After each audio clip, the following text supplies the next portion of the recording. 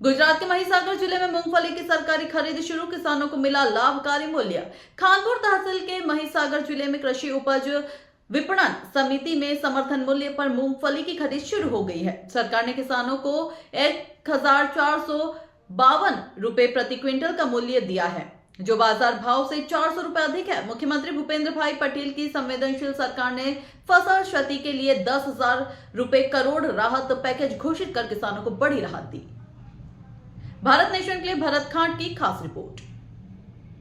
सरकार द्वारा टेकाना भावे मगफळीनी खरीदीनो शुभारंभ थई चूक्यो छे, त्यारे गुजरात सरकारनी नोडल एजेंसी गुजको मार्शल द्वारा पेटा एजेंसी एपीएमसी खानपुर खाते खरीदी शरू थई चूकी छे। आ वर्षे खेडूतने मगफळीना योग्य भाव मळे ए माटे सरकारे 1452 रुपया जेटलो भाव आपी अने खेडूतने मजबूत करवानुं काम कर्युं छे। आ वर्षे रुपया 15,000 करोड़ना खर्चे सोयाबीन, मगफળી, मग, अड़द जेवी खरीदी करी अने खेडूतने बेठुं करवानुं काम आ सरकारे कर्युं छे।